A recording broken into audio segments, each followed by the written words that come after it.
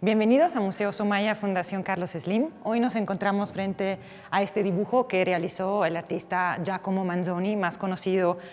por el apodo de su apellido Manzù, que deriva justo del dialecto de su ciudad natal, que fue Bérgamo, que es una ciudad en el norte de Italia. Es muy interesante que se trate de la representación de un cuerpo femenino porque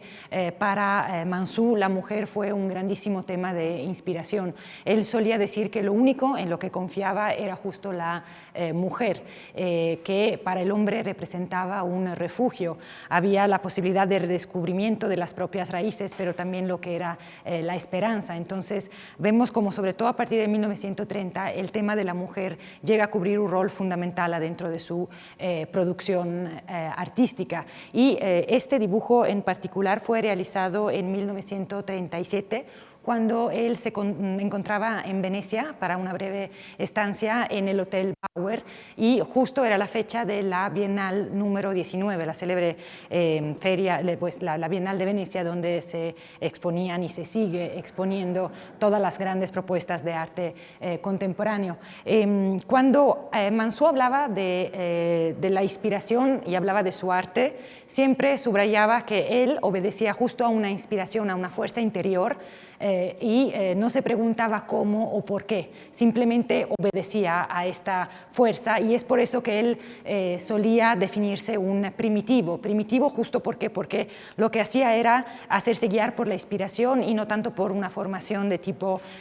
académico o de estudio. Él decía que como todo artista lo importante era vivir el entorno, observar lo que daba la vida para de allí tomar la inspiración y producir su obra. Y en este dibujo en particular es muy interesante observar el trazo, porque es justo a partir del trazo que nos damos cuenta de la grande fuerza de Manzù. Y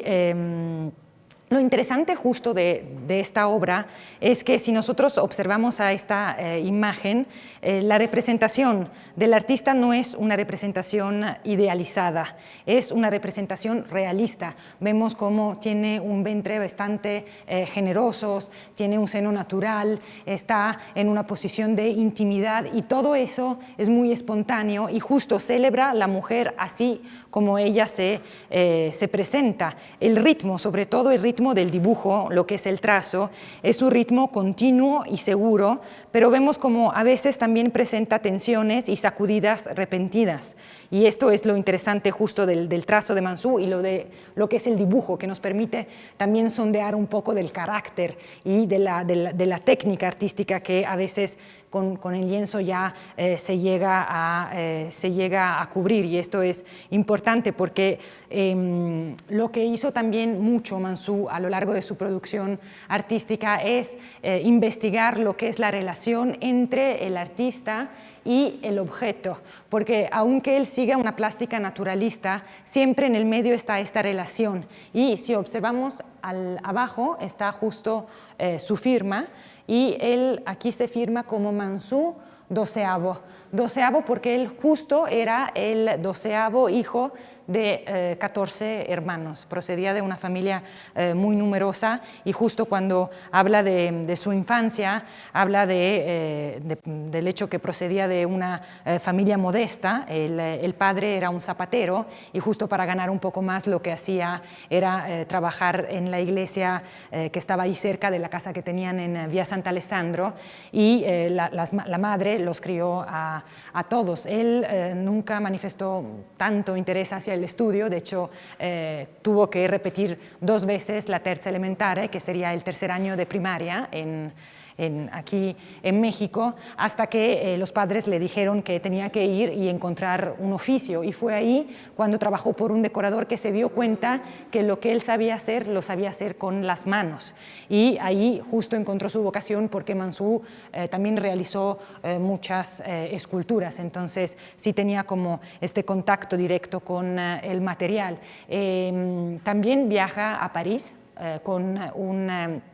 compañero que era un camerero y justo él decía que el compañero soñaba con los grandes restaurantes mientras él soñaba con las vanguardias, porque justo París en aquel entonces era la capital del arte, pero vemos cómo el amigo se encontró trabajo como limpiatrastes, pero él sufrió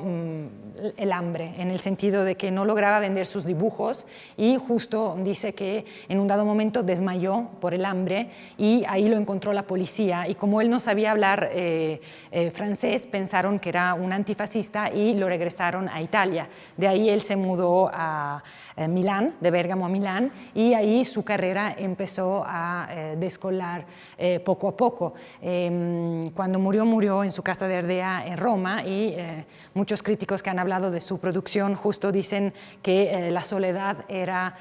su maestra y el silencio su inspiración. Y justo el año de su muerte, también aquí en México, se celebró la producción del artista con una exposición que se organizó en el Museo de Arte Moderno aquí en Ciudad de México.